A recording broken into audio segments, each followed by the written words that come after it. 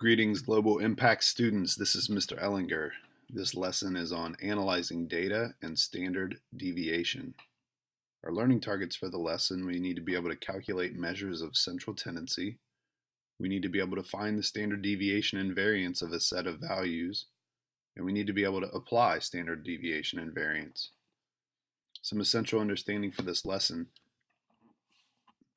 Data sets can be described using various statistical measures depending on what characteristics are being studied. Standard deviation is a measure of how far the numbers in a data set deviate from the mean. So how far away are they from the mean? And a lot of times you've probably been doing mean, median, mode, range for quite some time in your math classes in the past, maybe even dating back to late elementary school. And those are good. Those are good measures of the center of a set of data, the middle. But now when we start talking about standard deviation, this gives us another tool, a lot more powerful tool to talk about the data set as a whole. Okay, so just some review here. First of all, you can describe and compare sets of data using various statistical measures depending on what characteristics you want to study. Statistics is the study, analysis, and interpretation of data. One way to analyze data is by finding a measure of central tendency. A measure of central tendency indicates the middle of the data set. The mean, median, and mode are the most common measures of central tendency. And here in our concept box, we have explanations of mean, median, and mode, and you can pause and take a look at those if you need to refresh your memory. All right, when we talk about data sets, a couple key terms that we need to understand. The first one is a bimodal data set has two modes. If a data set has more than two modes, then the modes are probably not statistically useful. If no value occurs more frequently than any other, then there is no mode.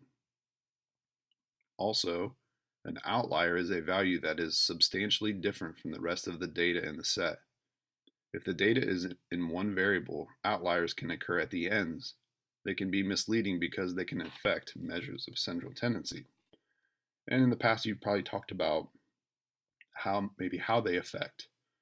Outliers affect the mean much more greatly than they do the median. All right, another thing we need to consider is we need to consider the range of a set of data. The range of a set of data is the difference between the greatest and the least values. If you order data from least value to greatest value, the median divides the data into two parts. The median of each part divides the data further, and you have 4 parts in all. The values separating the 4 parts are quartiles. The interquartile range is the difference between the third and first quartiles. So I'm sure in the past that you've drawn box and whisker plots and you've discussed quartiles and outliers. So a box and whisker plot is a good visual display of your quartiles, gives you an idea of the spread of the data, the range of the data. You can see your outliers fairly well in a box and whisker plot. So a box and whisker plot is kind of a good representation of all of these. Now we're going to look at some tools that we can use to kind of further our examination of a data set. And we've got two. We're going to talk about variation or variance, and we're going to talk about standard deviation. So standard deviation is a measure of how far the numbers in a data set deviate from the mean. So we just discussed range and interquartile range. Each of these is a measure of variation. A measure of variation describes how the data in a data set are spread out. Variance and standard deviation are measures showing how much data values deviate from the mean. The Greek letter sigma represents standard deviation. Sigma squared is the variance. So here in this concept box, we probably have some new symbols and some expressions that maybe we haven't seen before. So let's kind of take a look at these and discuss these.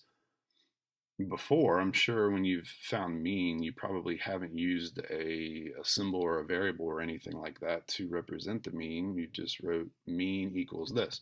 Well, now we're going to assign a symbol to that, and that's x bar, x with a bar over it. So find the mean x bar of the n values in a data set. So we have a data set that has n values in it. This is how we're going to do it. So we know finding the mean, that's the average, right? We add all the values in the data set together and we divide by how many there are. Now to find we're talking about finding variance and standard deviation. The next thing that we do when we do this is we find the difference, x minus x bar, between each value of x in the data and the mean. So after we calculate the mean, between the mean and each individual value in the data set, and then we square each difference. So this is what this looks like, x minus x bar, that quantity squared. Then we're going to find the average mean of these squares. This is called the variance. So here we have a formula for variance. Sigma squared equals the summation of all of these squared differences, all divided by n. All right, now let's stop here for a second and let's discuss sigma. This is another Greek letter. And when you see this letter, you need to think sum. I have to sum some things together, okay? And a lot of times when we see sigma, we will have some things below the sigma, above the sigma, and we'll have an expression here that we are actually summing. We call this the index. This is telling us how many things we have to sum. So we don't have that here, but we do have this n down here. So n is going to tell us, it tells us how many values we have in the data set. So say we had 10 values in the data set, that means we need 10 of these squared differences. We need to sum all 10 of those squared differences. So again, the sigma, Greek letter sigma, is just telling us to sum a bunch of things together, okay? And that's in the formula. So we're going to sum all the difference of squares, and then we're going to divide them by how many there are. And finally, we take our variance, sigma squared, and we take the square root of it. So if we take the square root of each side, then we wind up with sigma equals the square root of this variance calculation, and that gives us what's called our standard deviation. So let's see how this works out here. Let's say we were asked, what are the mean, variance, and standard deviation of these values? So we have some values here, 6.9, 8.7, 7.6, 4.8, and 9. The first thing we're going to do is we're going to find the mean, which we now call x bar. That calculation gives us a mean of 7.4. Now, one way that we can organize our work is to put things in a table, okay? Because the next thing we're going to do is we're going to look at the variance and the standard deviation. So we have all of our data values listed here, 6.9, 8.7, 7.6, 4.8, and 9. The next column in our data set, we put our mean. And the next thing that we need in our variance calculation is we need the difference between those two. So we're going to take our x values and we're going to subtract our mean values. And so that's what this column represents, the differences of those. And then finally what we'll do is we will square those differences. And then in the formula, it tells us that we have to sum these, or we have to add these. So the sum of all the squares is 11.30. Okay, and our variance calculation, sigma squared, equals, we just did all of this in the numerator here, 11.3. We divide it by 5 because there are 5 data values, and we get 2.26. So the variance is 2.26. We take the square root of the variance, we get 1.5 approximately. So the standard deviation is 1.5. So for this data set, the mean is 7.4, the variance is 2.26, and the standard deviation is about 1.5. Okay, so we know approximately the middle of the data set. We know this new thing called variance and this other new thing called standard deviation. The standard deviation is going to be a more useful tool for us for what we're doing right now than variance. Okay, so I know I just had a worked out example, but let's kind of walk through this together here. What are the mean, variance, and standard deviation of these values? So here we have some values. So the first thing that we're going to do is we're going to calculate our mean, x bar. And after we do that calculation, we get a mean of 69.83 repeating. All right. Now the next thing that we can do, and I'm not going to make a table because the nice thing is we have these calculators, and we have these nice TI calculators.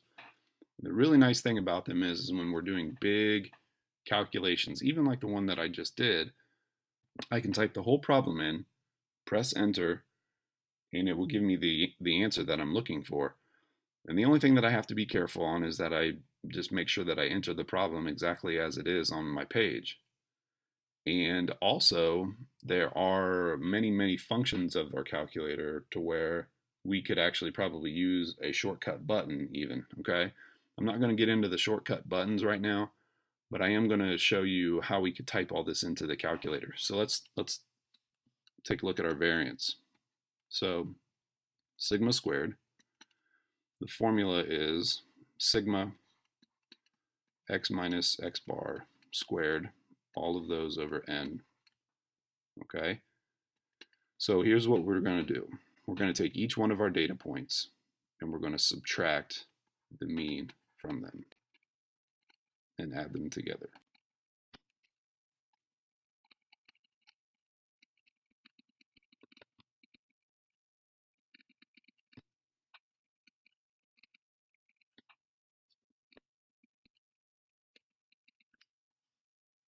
And as you can see, I ran out of space writing across my screen here.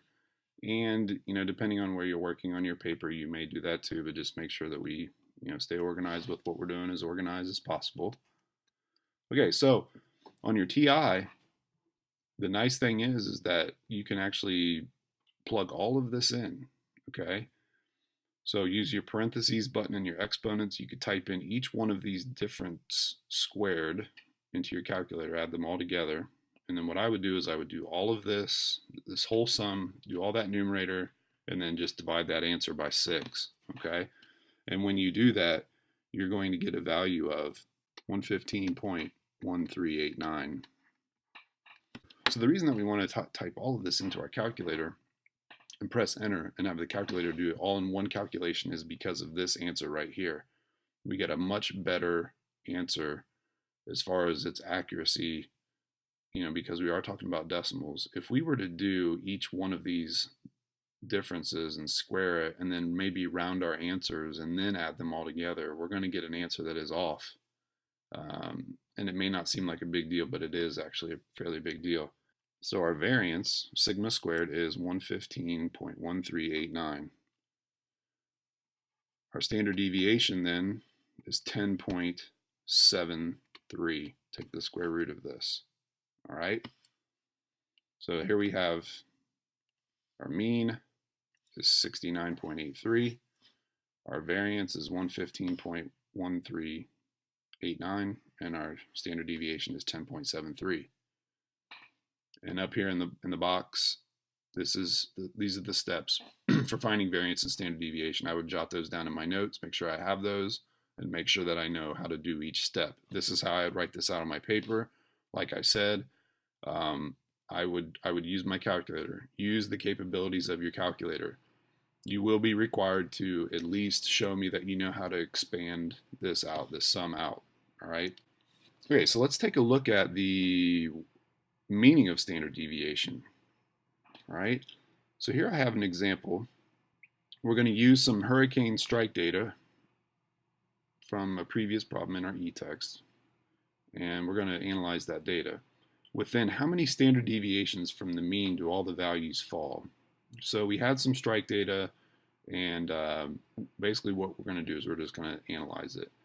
So here's a no-need plan procedure here. We need to know the data values, their mean and their standard deviation.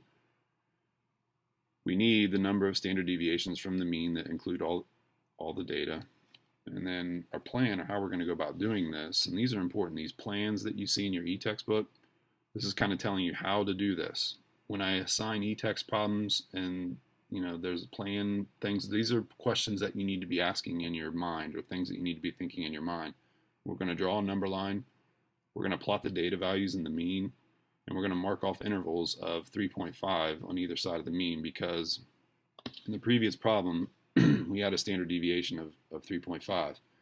So, like I said, from a previous problem, we had X bar was 17.6 in this hurricane strike data, and our standard deviation was 3.5. So this is going to show us this visual is going to show us what standard deviation means. So here on my number line, I have my mean in blue here in the middle, and then I have these X's represent all my strike data. Okay, so we had a table and I don't have the table here. But what I'm going to do is I'm going to say, all right, here is my mean at 17.6. What I'm going to do is I'm going to go 3.5 units away from 17.6 in both directions from the mean. So from 17.6, I'm going to go to 21.1, put a dot there and a vertical dashed line here, okay? Then from there, I'm going to go 3.5 more units, and I'm going to get to 24.6. Okay, so that's where this is. That's where this purple dashed line is. Same thing, I'm going to go to the left from the mean. Okay, I'm at 14.1. That's where this red dashed line is. And then I'm going to go again another 3.5 units away, and that gets me to 10.6. Okay, so that's this value right here. Now, I could continue going out if I needed to, but what you'll notice is that all the data points, and that's these x's, all of these x's fall within 2 standard deviations of the mean. Okay, so here's 1 standard deviation above the mean, here's 2 standard deviations above the mean, here's 1 standard deviation below the mean, here's 2 standard deviations below the mean. All of these x's in here all fall within 2 standard deviations of the mean. Hurricane watchers can expect that the number of U.S. hurricane strikes in a decade will probably fall within 2 standard deviations of the 15-decade mean. Okay, folks, so a couple new things here in our lesson. X bar represents the mean of a data set. Okay, we have this Greek letter sigma, and this is actually a capital sigma, and I didn't distinguish earlier, and I apologize for that. And then we have sigma squared, which is our variance. This is little sigma or lowercase sigma. And we have our just sigma, which is standard deviation. So again, just some more tools that we can use to analyze a data set. Have a good day, folks.